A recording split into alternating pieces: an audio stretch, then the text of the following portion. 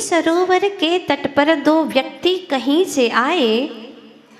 एक सरोवर के तट पर दो व्यक्ति कहीं से आए। एक लगा लहरों को गिनने, दूजा डूब नहाए। एक लगा लहरों को गिनने, दूजा डूब नहाए। इसमें गिनने वाला अज्ञानी, इसमें डूबने वाला, इसमें गिनने वाला अज्ञानी, डूबने वाला ज्ञानी जानो। उसी तरह शास्त्रों का पाठी और अनुभवी पहचानो, और अनुभवी पहचानो। एक शीतल जल का, मिष्ट जल का सरोवर है। वहां दो व्यक्ति कहीं से आए। एक सवेरे से शाम तक लहरों को गिनते बैठा। प्यास लगी थी। भले मानुष को मालूम ही नहीं था कि लहरों को गिनने से प्यास बुझने वाली नहीं है, वरन शाम तक और प्यास कई गुना हो उठी। वह बेचारा लहरों को गिनता रहा। और दूसरा प्यासा था, आया। उसने अपना छन्ना लिया, पानी छाना और अपनी प्यास बुझाना शुरू कर दी। आप सभी महानुभावों से पूछना चाहती हूँ कि इन दोनों में से आपको कौन सा व्यक्ति अच्छा लगा? जिसने अपनी प्यास बुझाई, नहाया, अपने आप को स्वच्छ किया, निर्मल किया और फिर अपनी प्यास भी बुझा ली, वो व्यक्ति श्रेष्ठ है। नो डाउट आप लोगों की चॉइस बहुत अच्छी है। पर प्रश्न ये है कि आप कर क्या रहे हैं? आप लोग लहरों को गिनने वालों में हैं या कि डूब नहा करके अपनी प्यास बुझाने वालों में हैं? प्रश्न आप अपने आप से करिएगा, समाधान मिलेगा। आज तक तो कभी भी पीने की कोशिश ही नहीं की। माँ जिनवाणी के उस अमृत रस को पीने की कभी कोशिश ही नहीं की, जरूरत महसूस ही नहीं हुई। दुख घना था, प्यास घनी थी, लेकिन विषय भोगों के उस जहर को पीते रहे, फलतः मरते रहे, जन्मते रहे, मरते रहे, लेकिन आज तक कभी भी अजर अमर दशा को प्राप्त न हो पाए, क्योंकि कभी जिनवाणी का अमृत रस पिया ही नहीं। कभी इच्छा ही नहीं हुई कि मैं ये पीऊं। इसको पीने से मेरे परिणामों में जो विशुद्धि आती है वह अरबों खरबों का धन, 3 लोक की जड़ संपदा मुझे नहीं दे सकती। जो जिनवाणी का रस पी करके जो अंदर में परिणामों की विशुद्धि आती है वो कोई नहीं दे सकता। वो विशुद्धि का आनंद अलग है, और जड़ वस्तुओं को पाकर के जो सुख की अनुभूति होती है वो अलग है। इन दोनों में बहुत अंतर है। जो आनंद है वह स्वाधीन है। अभी आप जो आनंद पाते हैं यहाँ बैठ करके प्रभु की वाणी का, किसी के माध्यम से श्रवण करके, पर है तो प्रभु की वाणी, उसका श्रवण करके जो आनंद आता है वो स्वाधीन है, किसी का दिया हुआ नहीं है। तुम्हारे भीतर में जो श्रद्धा उमड़ करके उपयोग के साथ में आत्मा में जो श्रद्धा का भाव उमड़ता है, उसका जो आनंद है अलौकिक आनंद है, शाश्वत सुख को दिलाने वाला है, और जन्म जन्म के दुख को पल भर में मिटाने की क्षमता रखता है। ये वो आनंद है। लेकिन विषय भोगों का, सुख संपत्ति इकट्ठी करके, जड़ धन को इकट्ठे करके जो सुख की प्रतीति होती है, आनंद नहीं है वहाँ। वो सुख है, इंद्रिय को अच्छा लगता है, मन को अच्छा लगता है, पर वास्तव में वह आत्मा का सुख नहीं है, पराधीन है। आज के ही दिन कितना पवित्र दिन है। जिनवाणी माँ का रसास्वादन किया था। कल के दिन गुरु मिल गए तो आज के दिन गुरु ने ज्ञान देना शुरू कर दिया। कल गुरु पूर्णिमा का दिन था। कल की तिथि में गुरु मिले, आज हमें ज्ञान मिलना शुरू हो गया। प्रभु वीर ने केवल ज्ञान प्राप्त किया और 66वें दिन भगवान की प्रथम देशना खिर गई, और झेलने वाले थे गौतम गणधर स्वामी। जैसे कि सिंघनी का दूध स्वर्ण पात्र में ही टिकता है, अन्य पात्र में टिकता नहीं है, छेद हो जाएगा, वो टिक नहीं सकता। ठीक उसी प्रकार से तीर्थंकर प्रभु की वाणी के लिए भी कोई ऐसे ही गौतम गणधर जैसे चाहिए थे और वो मिल गए। उनकी वाणी खिरी और 12 कोष्ठ में बैठे भव्य जीव उनकी दिव्य ध्वनि का श्रवण करने लगे। इसी देशना की प्राप्ति की तिथि को वीर शासन जयंती के नाम से लोग जानते हैं। इतिहास साक्षी है और आज वही सुनहरा स्वर्णिम दिन है जब चौथे काल में 33 वर्ष और 8.5 माह, मतलब 8 महीना 15 दिन शेष रहे थे, तब राजगृही के विपुलाचल पर्वत पर, आज भी वहां पर चतुर्मुखी प्रतिमाएं विराजमान हैं, आप लोगों ने दर्शन किए होंगे। राजगृही के विपुलाचल पर्वत पर श्रावण कृष्णा प्रतिपदा एकम के दिन अभिजित नक्षत्र था। जब भगवान की प्रथम दिव्य ध्वनि खिरी, अभिजित नक्षत्र का समय था। उस मंगल वेला में अंतिम शास्ता तीर्थंकर प्रभु वर्धमान स्वामी की पहली देशना दिव्य ध्वनि के रूप में खिरी। लोगों ने प्रश्न किया, इनकी वाणी को ध्वनि क्यों कहा जाता है? ध्वनि अलग होती है और भाषा अलग होती है। तो फिर चंद्रप्रभ चरित्र में प्रश्न किया है कि आधी मागधी देश की भाषा और आधी सर्व जन समझे सर्व भाषा रूप भगवान की जो दिव्य ध्वनि खिरी है, जो कि अनेक भाषा रूप है, फिर भी उसको ध्वनि रूप क्यों कहा गया? धवला में भी ये प्रश्न किया है कि भगवान की वाणी तो अनेक भाषामय है, सभी जीव समझते हैं भगवान की भाषा को, पशु भी समझते हैं, देव भी समझते हैं, चारों प्रकार के देव समझते हैं और मनुष्य भी समझते, चाहे किसी देश से आ जाए, पर भगवान की वाणी को समझते हैं। उस एक्शन से ही उसके भाव को आप पकड़ लेते हैं और बिना कुछ कहे भी आप समझ लेते हैं। तो फिर भगवान है, उनकी ध्वनि दिव्य ध्वनि ओमकार नाद रूप में खिरती है और सब जीव समझते हैं। क्या अद्भुत क्षण है!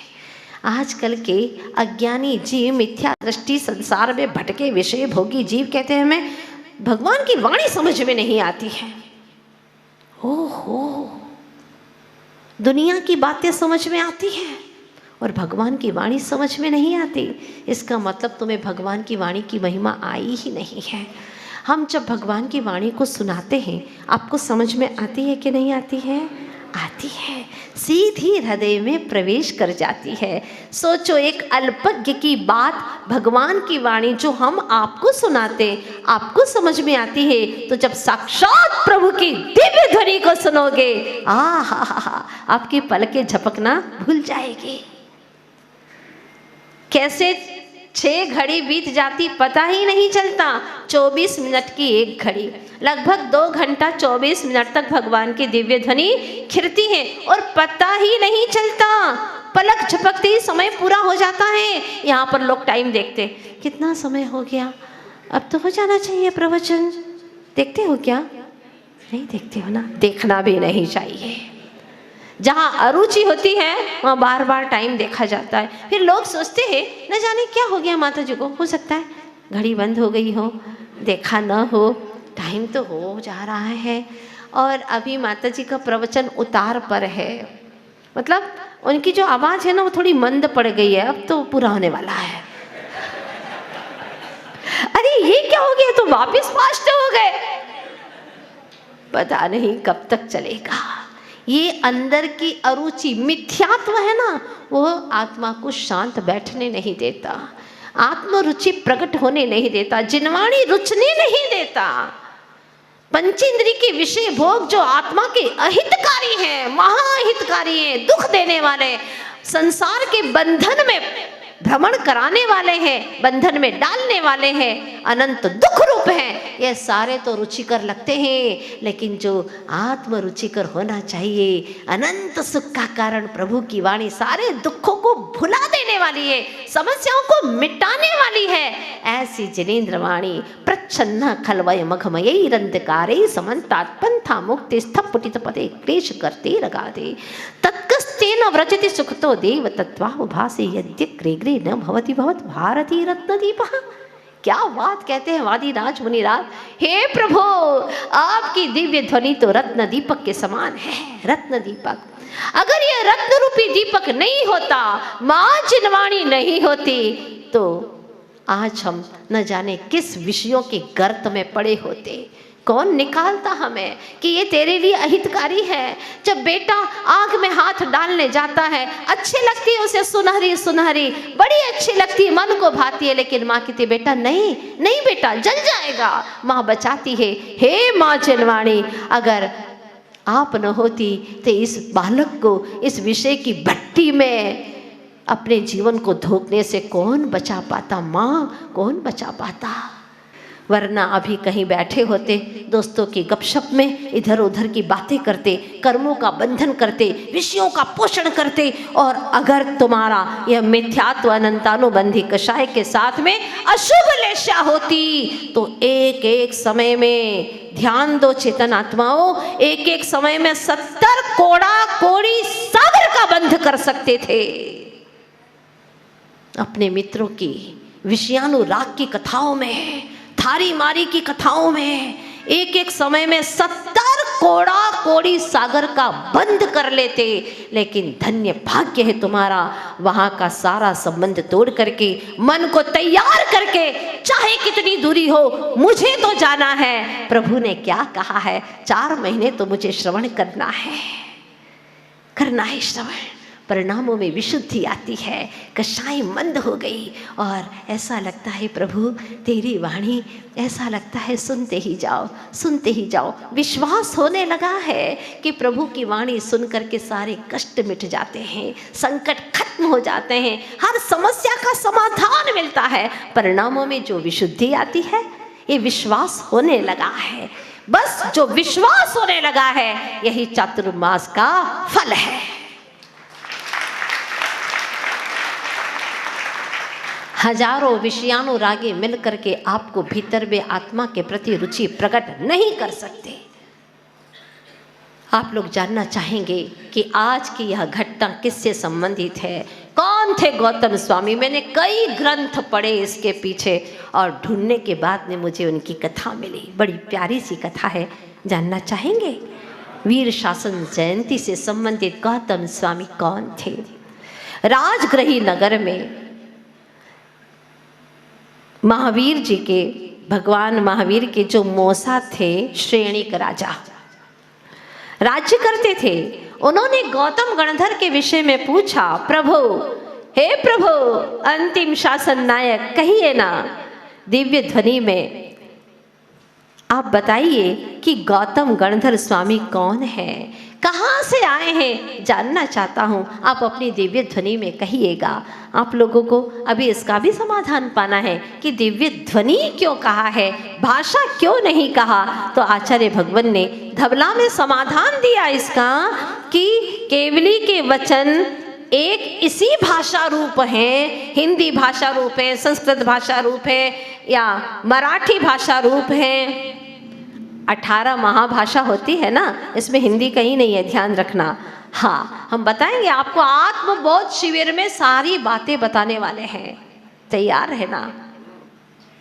बहुत अलौकिक चीजें मिलने वाली है वहां पर। एक दिन छूट गया तो गड़बड़ हो जाएगा, इसलिए ध्यान देना। 18 महाभाषाओं में पढ़ते हैं ना आप लोग, 10 अष्ट महाभाषा समेत लघु भाषा 7 शतक सुचेत।